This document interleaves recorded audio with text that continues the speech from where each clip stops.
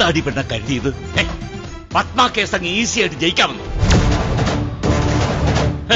എന്നിട്ട് നീ വെല്ലുവിളിച്ചതുപോലെ ഈ അഡ്വക്കേറ്റ് രാഘവനുണ്ണി വക്കീൽ കോട്ട് ഊരി വെച്ച് അങ്ങ് രാമേശ്വരത്ത് പോട്ടും ഓർമ്മിപ്പിക്കേണ്ടതേ.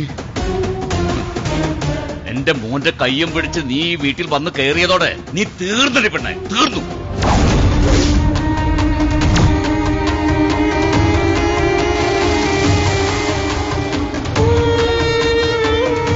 You are finished. Finished forever. ഇനി നിന്റെ ജീവിതം കോടതി വരാന്തയിലല്ല, ഇവിടെ ഈ ശംഖുചക്രത്തിന്റെ അടുക്കള വരാന്തയിൽ.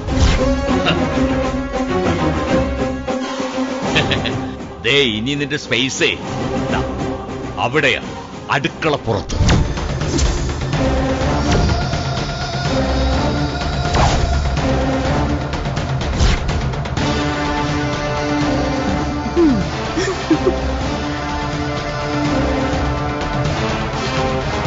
മനസ്സിലായോടി അഡ്വക്കേറ്റ് ചുണ്ടടി?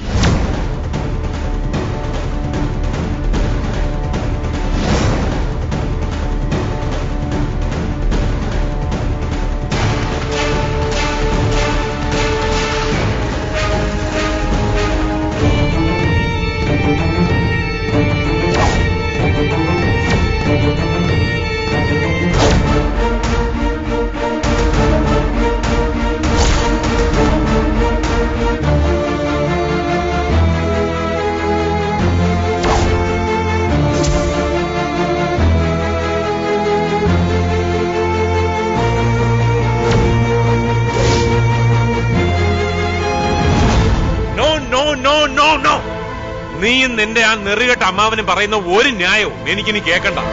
കേട്ടിടത്തോളമൊക്കെ തന്നെ മതിയായി.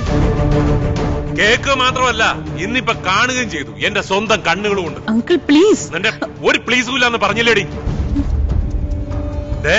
വെറും 10 മിനിറ്റ് അത്രേ ആയിട്ടുള്ളൂ. അർജുന്റെയും കാവ്യയുടെയും കല്യാണം നടത്താൻ വേണ്ടിട്ട് എന്തോ മാസ്റ്റർ പ്ലാനും കുന്തവും കൊടച്ചക്കറും ഒക്കെ കണ്ടുപിടിച്ച് വച്ചിട്ടുണ്ടെന്നും പറഞ്ഞ് നിന്റെ അമ്മായിയപ്പൻ ഈ റൂമിൽ നിന്ന് ഇറങ്ങി താഴോട്ട് പോയിട്ട്, എന്നിട്ടിപ്പോ കള്ളക്കല്യാണം നടത്തിയിട്ട് വന്ന മോനെ പിടിച്ച് മടിയിലിരുത്തി അഭിനന്ദിക്കുന്നു. അതും എന്നെയും എന്റെ പിള്ളേരെ ഇല്ലാതാക്കാൻ നടക്കുന്ന ആ അഡ്വക്കേറ്റ് അഞ്ജലി ഈ വീട്ടിൽ കയറ്റി കുടിയിരുത്തിയിട്ട്. ഇനി നീ പറ, ഇതിൽ നിന്ന് ഞാൻ എന്താണ് മനസ്സിലാക്കേണ്ടത്? അരി ആഹാരം തന്നെയാണ് ഞാനും കഴിക്കുന്നത്. പോയി പറഞ്ഞുതരാ പറട്ട വക്കീലിനോട്, രാഘവനോട്. അവന്റെ വേണ്ട.